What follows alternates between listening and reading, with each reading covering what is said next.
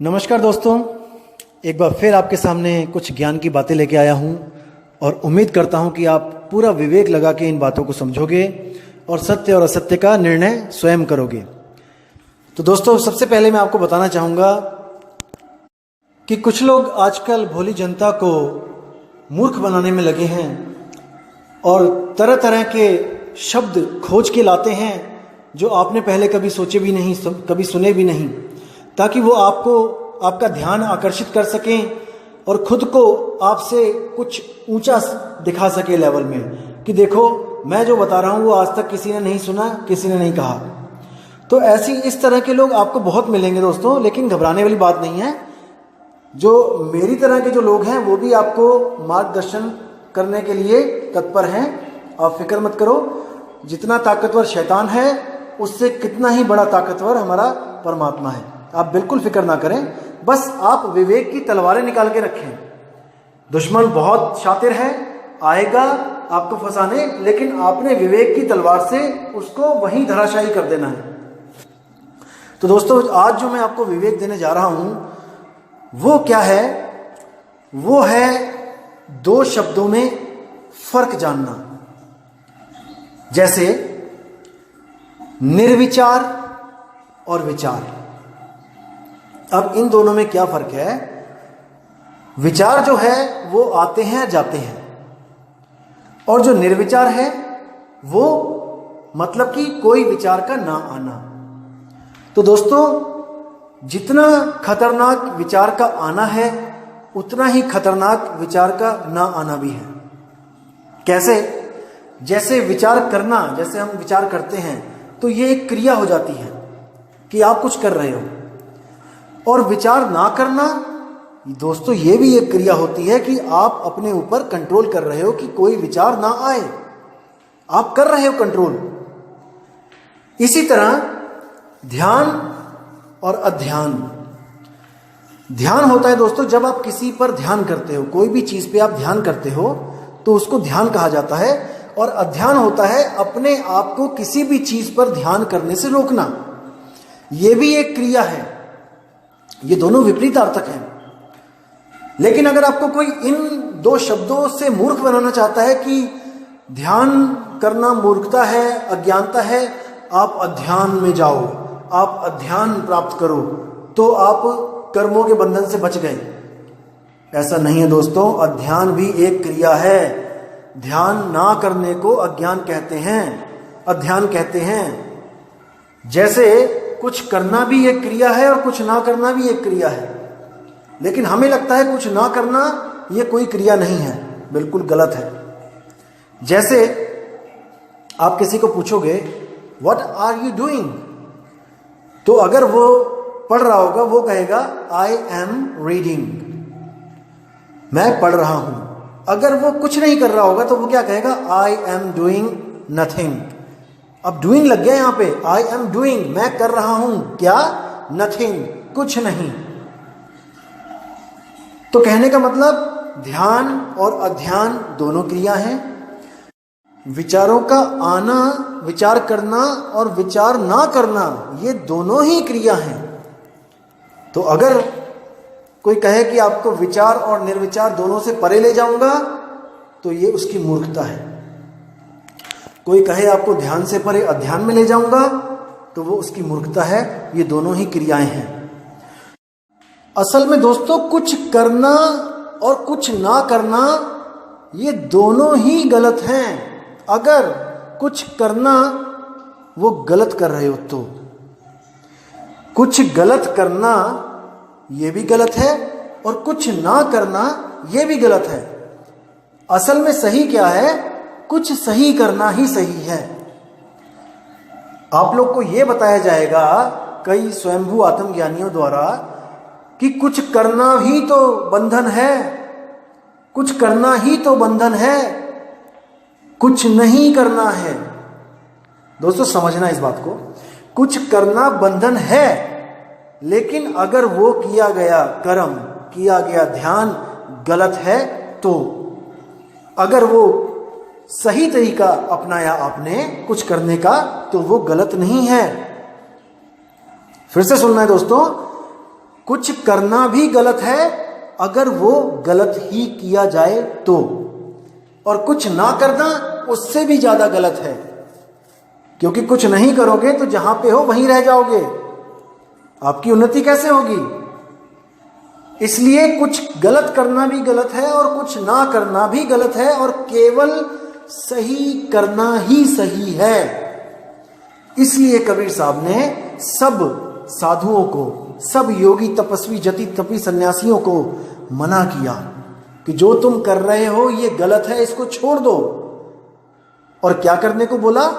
सहज योग, सहज समाधि जो सहज ही प्राप्त होती है, उसमें आपको कुछ करना नहीं होता है। इसमें आपको अपने ज्ञान में रहना होता है कि आखिर मैं क्या हूं।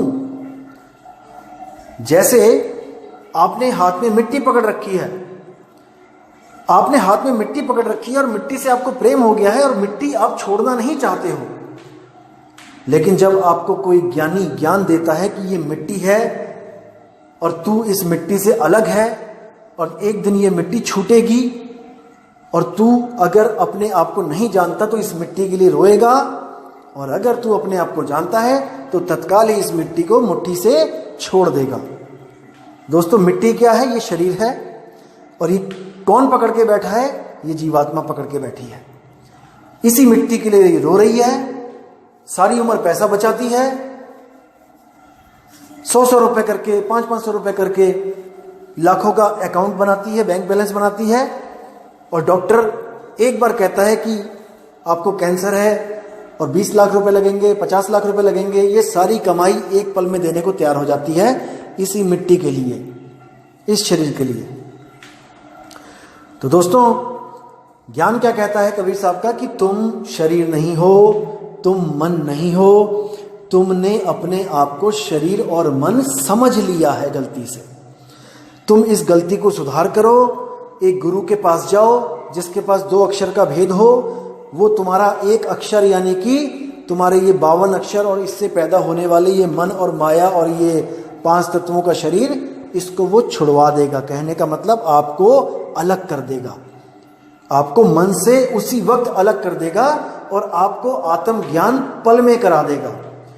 अगर आप विवेकी हो तो, अगर आप उस ज्ञान को समझने लायक हो तो आप एक पल में समझ जाओगे कि आप कैसे शरीर से अलग हो। और जैसे ही आपका ये शरीर छूटेगा, आपने मुट्ठी खोल देनी है। आप जहां पे हो आप वहीं रहोगे, लेकिन आपकी मुट्ठी खुलते ही वो सारी मिट्टी जमीन पे गिर जाएगी। इसी तरह जब मौत आएगी तो आपका शरीर मिट्टी की तरह गिर जाएगा, लेकिन आप जहां पर हो आप वहीं रहोगे। ना कहीं गया ना आया, ना कहीं जाना ना कहीं आना, आपे में आप समाना। दोस्तों, ज्ञान गूढ़ा है, लेकिन आपको समझना पड़ेगा। किसी ब्रह्मलोक, सतलोक, अलखलोक, आगामी लोक में नहीं जाओगे आप स्वयं में स्थित हो जाओगे। आप जहां पे हो आप वहीं रहोगे, लेकिन आपका पिंड मन माया से छूट जाएगा। आपको दोस्तों मैं एक उदाहरण समझाता हूं। अगर इस उदाहरण को अच्छी तरह समझ लोगे तो आपके काफी कंसेप्ट क्लियर हो जाएंगे। जैसे आत्मा अडोल है, आत्मा चलती नहीं है, आत्मा कभी इधर से उधर नहीं जाती, वो सब भी क्लियर हो जाएंगे, सारे कंसेप्ट जितने भी हैं। तो क्या उदाहरण दे रहा हूं मैं आपको, अच्छी तरह समझना है। जैसे आप छत पे खड़े हैं और आप पतंग उड़ा रहे हैं। अब आपके पास 2 चीजें हैं, एक तो है डोर और एक है पतंग। दोस्तों, आप पतंग को आसमान में चढ़ा रहे हो, खूब ऊंची चढ़ा दी आपने। अब वो पतंग आसमान में कभी इधर से उधर जा रही है, कभी उधर से इधर जा रही है। किसके सहारे? डोर के सहारे। और वो डोर किसके हाथों में है? वो है आपके हाथों में। आप नहीं चल रहे हो, आप एक जगह खड़े होकर पतंग उड़ा रहे हो, लेकिन डोर और पतंग ये पूरे आसमान में कभी इधर से उधर जा रही है, कभी उधर से इधर जा रही है, कभी ये आपस में 2 पतंगे लड़ रही हैं। और जो बंदा दूसरी पतंग का मालिक है वो भी छत पे खड़ा है, कहीं जा नहीं रहा है, वो भी अचल है, अडोल है। तो जो पतंग है वो क्या है? वो है हमारा शरीर, जो हमें दिखाई दे रहा है। कोई काली पतंग है, कोई पीली पतंग है, कोई हरी पतंग है। इसी तरह कोई बड़ा शरीर है, कोई छोटा शरीर है, कोई काला शरीर है, कोई गोरा शरीर है। और डोर क्या है? ये है मन। अब ये डोर के भी दो रूप हैं। एक जो आपके हाथों में है, जो आपको दिख रही है, और यही डोर आगे जाती जाती जाती जाती जाती खुली आंखों से नहीं दिखती है। जब पतंग बहुत ऊंची चली जाती है तो डोर नहीं दिखाई देती, लेकिन पतंग दिख रही होती है। अब ये डोर के दो रूप हैं। एक जो दूर वाले डोर देख रहे हैं, जिनको वो डोर नहीं दिखाई दे रही, वो कहते हैं कि हमें केवल शरीर दिख सकता है, मन नहीं दिख सकता। ध्यान देना दोस्तों, जो डोर पतंग के बिल्कुल पास है, जो बहुत दूर जा चुकी है, वो आपको नहीं दिखाई देगी। तो वो लोग सोचते हैं कि डोर नहीं दिख रही है, यानी कि मन को कोई नहीं देख सकता। लेकिन जो लोग ध्यान से देखते हैं कि पतंग के साथ धीरे धीरे धीरे पास आते जाते हैं, और वहां पर उनको डोर सच में दिखाई देने लग जाती है, और आती आती वो अपने हाथों में आ जाती है। वो लोग कौन है जो डोर को देख सकते हैं? जो इस मन को देख लेते हैं, ध्यान लगा के, तपस्या करके, कंसंट्रेशन करके, वो ध्यान से देख लेते हैं कि मन का भी कोई स्वरूप है, जो ज्योति स्वरूप है। इसीलिए कबीर साहब ने बोला है, ज्योति स्वरूपी हाकिमा जिन अमल पसारा, अमल मिटाऊं तासु का, पठाऊं भव पारा। कहे कबीर अमर कर राखूं, जो निज होए हमारा। तो मन क्लियर हो गया और तन क्लियर हो गया।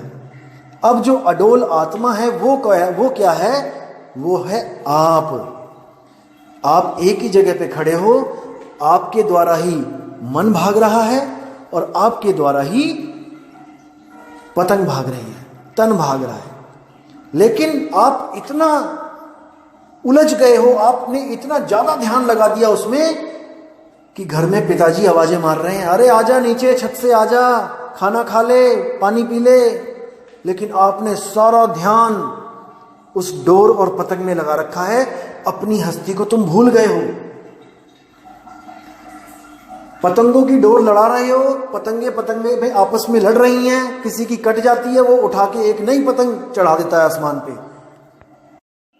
यानी कि एक शरीर छूटा, साथ ही साथ अगला शरीर तैयार। यही बंधन है दोस्तों। तो क्या करना है? अगर पतंग कट जाती है तब भी पीछा नहीं छूटता, क्योंकि डोर है आपके पास। डोर होगी तो बच्चे फिर जिद करेंगे कि नहीं, नई पतंग लेके आनी है। या फिर 10-15 पतंग अगर छत पे रखी हो उन्होंने, तो वो एक कटने के साथ साथ ही दूसरी चढ़ा देते हैं। दोस्तों, मुक्ति कभी नहीं मिलेगी। शरीर छोड़ने से मुक्ति कभी नहीं मिलती। मुक्ति कब मिलेगी? जब आपके हाथ से डोर पतंग समेत छूट जाएगी। आपने देखा होगा, कई बच्चे पतंग उड़ाते हैं और उनके हाथ से गलती से छूट जाती है, तो पछताने के सिवा उनके पास दूसरी कोई ऑप्शन नहीं होती। या तो दुकान पे जाएं, नई डोर लेके आएं, या फिर चुपचाप घर में जाके बैठ जाएं। ये जस्ट उदाहरण दे रहा हूं मैं आपको। मुक्ति कब मिलेगी? जब डोर और पतंग दोनों आपसे हमेशा के लिए छूट जाएंगी। डोर यानी मन, पतंग यानी तन। और अगर कोई कहे कि आप ही मन हो, आप ही परम चेतन हो, वही मन है, उससे बड़ा कोई मूर्ख नहीं है। क्योंकि अगर मन ही परम चेतन है तो मन कभी मरेगा नहीं, क्योंकि चेतन कभी नहीं मरता। चेतन कभी नहीं मरता। परम चेतन कौन है? आत्म सत्ता ही परम चेतन है। और वो क्या कर रही है? वो इस मन को सारी पावर देके बैठी है। मन सारी शक्तियां इस आत्मा से ले रहा है और अच्छे और बुरे काम करके हम सबको फंसा रहा है। कबीर साहब कहते हैं, पाप पुण्य ये दोनों बेड़ी, एक लोहे एक कंचन केरी। कि अगर आप सोचते हो कि मैं पाप ना करूं और मैं केवल पुण्य करूं तो मैं बच जाऊंगा, कोई नहीं बचेगा। पुण्य करोगे तो आपको सोने की जंजीरें मिलेंगी, राजा महाराजा बन जाओगे। गले में जो चैन पहनते हो आप, देखना वो जंजीरें ही होती हैं, लेकिन वो सोने की हैं, इसलिए आपको लगता है कि मैं जंजीरों से बाहर हूं। वही जब लोहे की बन जाती हैं पाप कर्म करके, तो आपको लगता है कि मुझे जेल में डाल दिया गया है और मुझे लोहे की जंजीरें डाल दी गई हैं। तो दोनों ही गलत हैं। मैं ये नहीं कह रहा कि आप पुण्य करना ही छोड़ दो। पुण्य करने का क्या मतलब होता है, मन में भाव नहीं आना चाहिए। अगर आप किसी को खाना खिला रहे हो तो आप खिलाओ, लेकिन ये सोच के मत खिलाओ कि मुझे इसका फल मिले भगवान, मैं इतने लोगों को खाना खिला रहा हूं, मुझे इसका पुण्य मिले। नहीं चाहिए पुण्य। अगर ये भाव आपका मन में रहेगा तो उस पुण्य को प्राप्त करने के लिए आपको किसी ना किसी शरीर में जाना पड़ेगा, चाहे बैकुंठ जाओ चाहे यहां वापस आओ, आपको वो पुण्य प्राप्त होगा। तो आपने क्या करना है, एक हाथ में देना है और दूसरे को पता ना लगे, ऐसा दान करना है। एक हाथ से दिया और दूसरे हाथ को पता ना लगे, यानी आपने उस चीज को कभी एक्सपोज नहीं करना है कि मैंने कितना दान दिया, किसको दिया, और आपने कोई दुआ भी नहीं मांगनी है। आपको कोई भूखा बंदा मिलता है आप उसको खिला दो, लेकिन ये देख लेना कि वो खा कमा सकता है कि नहीं। अगर आप कुछ करना भी चाहते हो तो परीक्षण करो, ऐसे ही नहीं किसी को भी कामचोर बनवा दो आप खिला खिला के। तो दोस्तों, बात जरा सी वरना 84, छोटी सी बात है, इसको समझ लोगे तो बहुत अच्छा आपका जीवन भी हो जाएगा और आपको जो परम लक्ष्य है हमारा मुक्ति का वो भी मिल जाएगी। वरना 84 तो है ही है, क्योंकि इतने अच्छे कर्म कोई नहीं कर रहा है इस आज के समय में कि उसको कोई मनुष्य शरीर दोबारा मिले।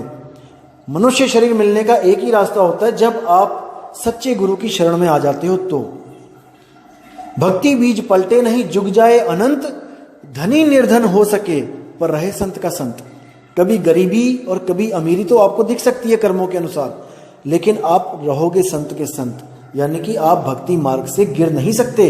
ये गारंटेड है दोस्तों, क्योंकि भक्ति मार्ग बहुत ऊंचा मार्ग है। ये आपके विवेक को जगा देता है और आप इतने आपके उच्च विचार हो जाते हैं कि आप गलत जून में प्रवेश कर ही नहीं सकते। जैसे आपने देखा होगा, जो डॉक्टर है, जो इंजीनियर है, वो उस ढाबे पे बैठ के खाना नहीं खाता सड़क के किनारे जिस पे रिक्शे वाले बैठ के खाना खा रहे हैं, या फिर और कोई भिखारी या गरीब बंदे बैठ के खाना खा रहे हैं। एक डॉक्टर, एक इंजीनियर वहां नहीं बैठ सकता। ईगो नहीं, उसके संस्कार ऐसे हो गए हैं कि वो उस जगह को एक्सेप्ट कर ही नहीं सकते। इसी तरह लक्ष्य 84 में जाने का सवाल ही पैदा नहीं होता अगर आप सतगुरु की शरण में आ जाते हो, सच्चे नाम के साथ जुड़ जाते हो और अपनी सोच को बहुत ऊपर लेके जाते हो। तो दोस्तों, उम्मीद करता हूं आपको आज का ज्ञान समझ में भी आया होगा और आपने विवेक भी लगाया होगा, और इसको बार बार सुने तभी आपको समझ में आएगा कि असल में सार क्या है। एक बार सुन के नहीं समझ में आता, आप इसको सुने, जब भी आपको समय लगे आप इसको सुने और मंथन करें, विचार करें कि मैं क्या बोल रहा हूं, क्योंकि बिना विचार किए आपको कभी भी निर्णय नहीं मिल सकता सत्य और असत्य का। दोस्तों, विचार करने की जो शक्ति है केवल इंसान जन्म में मिली है, और ये केवल एक जन्म मिला है। अगर इसमें विचार नहीं किया तो क्या कुत्ते बिल्ली हाथी घोड़ा बन के विचार करोगे? क्या विचार करोगे उस वक्त? अभी दिमाग के घोड़े दौड़ाओ, जितने दौड़ा सकते हो, जितना खोज सकते हो अभी खोजो। ये आखिरी चांस है, इसके बाद मौका नहीं मिलेगा दोस्तों। तो अब मैं आपसे विदा चाहूंगा और प्रार्थना करूंगा मालिक से कि आप सबकी जिंदगी खुशहाल रहे और आपको आध्यात्मिक प्रगति हो। आप हमेशा उच्च विचारों के बने रहें और विवेक के द्वारा सत्य असत्य का निर्णय करते रहें। साहिब बंदगी, सतनाम। जय गुरु बंदी छोड़ कबीर साहब, जय गुरु बंदी छोड़ मदन साहिब, जय गुरु बंदी छोड़ वैराग साहिब जी की सदा ही जय हो। साहिब बंदगी।